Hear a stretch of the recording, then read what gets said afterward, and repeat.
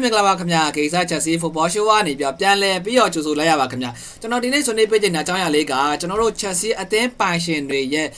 အယောင်းအဝယ်နဲ့ပတ်သက်ပြီးတော့အယောင်းအဝယ်လက်ကွက်လေးနဲ့ပတ်သက်ပြီးတော့ညီကိုတို့နဲ့တူတူဆွေးနွေးပေးချင်ပါဗျာโอเคညီကိုများအားလုံးပဲမင်္ဂလာပါနော်အဲ့တော့ကျွန်တော်အနေနဲ့ခုကိစ္စကိုမပြောခင်မှာကျွန်တော်ရဲ့အခု YouTube channel မှာ292ရောက် subscriber တိတိရှိသွားပြီဗျအဲ့အတွက်လည်းညီကိုတို့ကိုတယောက်ကျေးဇူးတာကိုလည်းအထူးပဲကျေးဇူးတင်ရှိပါတယ်ခင်ဗျအဲ့တော့ကဲဟုတ်ပြီကျွန်တော်အနေနဲ့ခုချက်စီအသင်းပိုင်ရှင်တွေရဲ့အယောင်းဝန်တဲ့ကိစ္စနဲ့ပတ်သက်ပြီးတော့ဆက်ပြောချင်ပါတယ်ဗျအဲ့တော့ညီကိုတို့လည်းညီကိုတို့စိတ်ထဲမှာရှိရင်ရှိသလောက်ဒါဆွေးနွေးလို့ရတယ်ပေါ့နော်ဒီဗီဒီယိုအောက်မှာပေါ့နော်အဲ့တော့ကျွန်တော်အမြင်ရပြောရမှာဆိုလို့ရှိရင်ကျွန်တော်တို့ချက်စီအသင်းပိုင်ရှင်တွေကခု transfer window မှာတော်တော်လေးကိုဒါအဆင်ပြေလာတယ်အယောင်းဝယ်တွေကတော်တော်လေးကိုတက်စိမ့်ကြီးဗျာလုံးဝကျွတ်ထွက်နေရပဲဗျာအဲ့တော့ကျွန်တော်ကဘာလို့အဲ့လိုကြည့်ပြီးတော့ပြောရလဲဆိုတော့ဒါကျွန်တော်တို့အခုဒါညီကိုလည်းသိပြီးသားဖြစ်တယ်မော်ဂန်ရောဂျာပေါ့ဗျာမော်ဂန်ရောဂျာနဲ့ပတ်သက်ပြီးတော့ကျွန်တော်အမြင်ပြောရမှာဆိုလို့ရှိရင်ကျွန်တော်ချက်စီအသင်းကရသွားပြီဗျာရသွားရတဲ့အတွက်လည်းကျွန်တော်အရင် appreciate ဖြစ်တယ်1 land 1တာတယ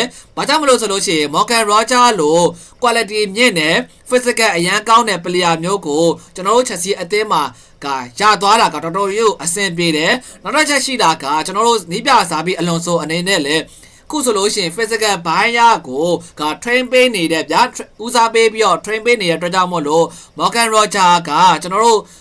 နီးပြစားပြီးအလွန်ဆိုရအောက်မှာပို့ပြီးတော့ဒီထက်ပို့ပြီးတော့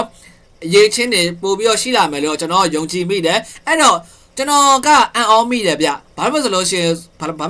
ရင်ပေါ့နော် Morgan Roger ကိုကျွန်တော်တို့ချက်စီအသင်းစီကိုပေါ့နော်ဒါရောက်လာမယ်လို့ကျွန်တော်တကယ်မထင်ထားတာဒါညီကိုတို့တော့ဒါဘလို့မြင်ကြတယ်မသိပေါ့နော်မော်ဂန်ရောဂျာနဲ့ပတ်သက်ပြီးတော့ကျွန်တော်အမြင်ပြောရမှာဆိုလို့ရှိရင်ဒါမော်ဂန်ရောဂျာရောက်လာတာကတော်တော်ကျွန်တော်အတွက်တော့တော်တော်လေးကိုအံ့ဩမိတယ်ဘာကြောင့်မလို့ဆိုလို့ရှိရင်သူကဘသူနဲ့တွားတူနေတယ်ဆိုတော့ကျွန်တော်တို့ဒါခိုးပါမနဲ့တွားတူနေခိုးပါမနဲ့ဒါနိုင်ငံလဲတူတယ်ဗျာအင်္ဂလန်နိုင်ငံသားချင်းလဲဖြစ်တယ်နောက်တစ်ခုကကိုပါမရဲ့အောင်ပွဲခံပုံနေနဲ့တူပဲဗျာအဲ့တော့ကျွန်တော်ပေါ့နော်ကျွန်တော်တကယ်အရန်ပြောင်းပြီးတယ်ဗျအားကြောင့်မို့လို့ဒါ Morgan Roger နဲ့ပတ်သက်ပြီးတော့ဒါကျွန်တော်တို့ချက်စီအသင်းအနေနဲ့တခုခုလောက်ပြလိုက်မယ်လို့ထင်တယ်နောက်တစ်ချက်ရှိတာကကျွန်တော်အမှန်တန်ပုံမှန်လေးဝန်ခံရရင်ပေါ့ဗျာ Morgan Roger ကကျွန်တော်တို့ Arsenal အသင်းနဲ့ပေါ့ကျွန်တော်တို့ပေါ့နော် Arsenal အသင်းနဲ့ဒါသူနဲ့ပေါ့ဒါတော်တော်လေးကိုဒါနှိမ့်ဆက်မှုရှိခဲ့တာဘာဖြစ်လို့လဲဆိုလို့ရှိရင်ကျွန်တော်တို့ဒါအာဆင်နယ်အသင်းကလည်းဒါသူတို့ကလည်းသူတို့အသင်းတွေမော်ဂန်ရောဂျာကအရန်ကြီးလိုအပ်နေတယ်ဗျာဘာကြောင့်မလို့ဆိုလဲသူတို့အသင်းမှာလည်းဆာကာလည်းရှိရတဲ့အတွက်ကြောင့်မို့လို့ဒါဆာကာနဲ့တွဲဖက်ပြီးတော့လှုပ်ရှားမယ်လို့မဲပေါ့ဗျာအဲ့တော့သူတို့ရဲ့အသေးပေါ့တော့ပဲမယ်လို့ကျွန်တော်တို့ချက်စီအသင်းကနေပြီးတော့ဒါမော်ဂန်ရောဂျာကိုမရရအောင်ခေါ်ယူနိုင်ခဲ့တယ်ဗျာအဲ့ဒါနဲ့ပတ်သက်ပြီးတော့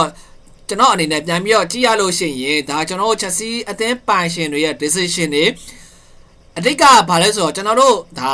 ါချက်စီနီးပြဇာဘီအလွန်ဆိုနဲ့လည်းတက်ဆိုင်မှာလို့တော့ကျွန်တော်တို့ယူဆမိတယ်အဲ့တော့ဇာဘီအလွန်ဆိုနေရမှာကျန်တဲ့နီးပြတာဆိုလို့ရှိရင်တော့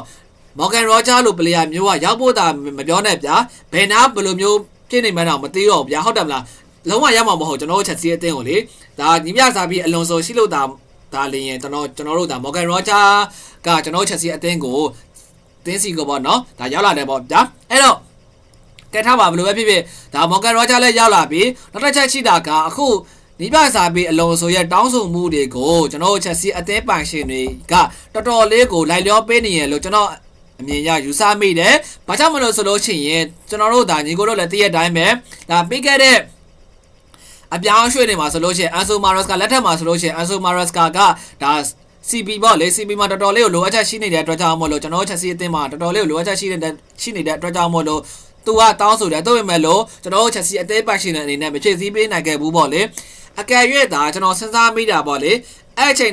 အကာလာတုံးကဒါကျွန်တော်နောက်ခံ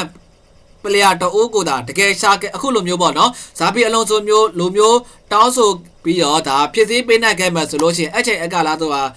ဖြစ်စည်းပေးနိုင်ခဲ့မှဆိုလို့ရှိရင်ဒါကျွန်တော်အမြင်ရပြောရမှာဆိုလို့ကျွန်တော်ချက်စီအတန်ဒီတက်ပို့ပြီးတော့ဒါအောင်မြင်မှုပိုရနိုင်မယ်လို့တော့ထင်တယ်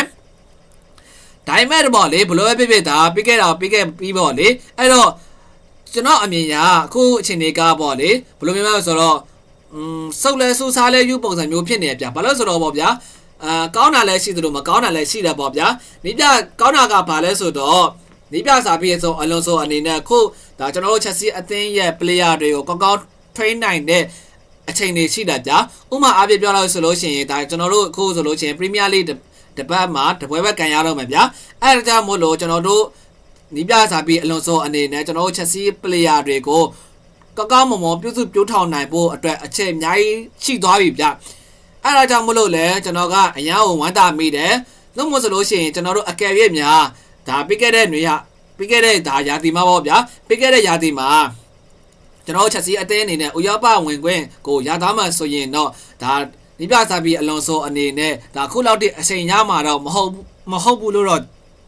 ကျွန်တော်အနေနဲ့ယူဆမိတယ်ခုလောက်တိအချိန်မရနိုင်ဘူးပေါ့လေဘာလို့ဆိုတော့ရှင်ကျွန်တော်တို့ဒါဥရောပဝင်ခွင့်ဖလားလဲကန်ရအောင်မယ်ဒါပရီးမီးယားလိလည်းကန်ရအောင်မယ်ဆိုတော့ဒါအချိန်ကြီးတစ်မျိုးတစ်ဖော်ဖြစ်သွားတယ်ပေါ့လေအဲ့တော့ဘလို့ဖြစ်ဖြစ်ကျွန်တော်အမြင်ရတော့ကောင်းပါတယ်တခုလက်ရှိရပေါ့လေမာကိုပလက်စထရာယာပေါ့လေပလက်စထရာယာခေါ်ပြီးသွားပြီ right back တဲ့နေရာမှာပလက်စထရာခေါ်ပြီးသွားပြီအခုလာခရိုစ်နဲ့လည်းတော်တော်လေးကိုအချိန်ကြီးကောင်းနေပြီเนาะအခုဆိုလို့ရှိရင်ကျွန်တော်တို့ဒါမော်ဂန်ရောဂျာကိုလည်းကျွန်တော်တို့ချက်စီအသင်းကနေပဲခေါ်ပေးပြီအဲ့တော့ဒါကွင်းလန်မှာလည်းအန်ဆိုဖာနက်ဒက်စ်ရှိမယ်ဗျာအန်ဆိုဖာနက်ဒက်စ်ကလည်းခုဒါထွက်မယ်လို့တည်င်းနေရခန်းခန်းနာတက်တယ်ဗျာတို့ပေမဲ့လို့ဒါကျွန်တော်အမြင်ပြောမှာဆိုလို့ရှိရင်ဇာဘီအလွန်ဆိုရှိနေတဲ့အတွက်ကြောင့်မလို့အန်ဆိုဖာနက်ဒက်စ်ကလည်းဒါထွက်ဖို့မချိန်းသိတော့ဘူးပေါ့နော်ချက်စီအသင်းမှာပဲဆက်ရှိနေမယ်လို့တော့ကျွန်တော်ယူဆမိရပြအဲ့တော့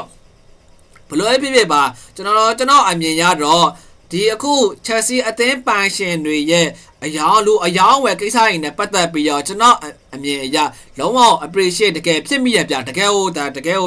တော်ဂုဏ်ယူမိတော့ဂုဏ်ယူမိတယ်ပေါ့နော်အဲ့တော့ညီကိုတို့အနေနဲ့ရောဘလို့မြင်ကြလဲဗျအခုဗီဒီယိုနဲ့ပတ်သက်ပြီးတော့ပေါ့လေညီကိုတို့ရဲ့ထိမြင်ယူဆချက်တွေညီကိုတို့ရဲ့ဒါစိတ်ထဲမှာခံစားချက်တွေကိုလည်းဒါဒီဗီဒီယိုအောက်မှာဝင်ရောက်ပြီးဆွေးနွေးပေးဖို့ဒါတောင်းဆိုအပ်ပါခင်ဗျကျေးဇူးတို့တရားကျေးဇူးတာအားလုံးကိုလည်းအထူးပဲကျေးဇူးတင်ရှိပါတယ်ခင်ဗျကျွန်တော်ရဲ့ channel လေးကိုလည်း subscribe လေးနှိပ်ခဲ့ကြဖို့တောင်းဆိုအပ်ပါခင်ဗျအားလုံးကျေးဇူးတင်ပါကျေးဇူးတင်ရှိပါခင်ဗျ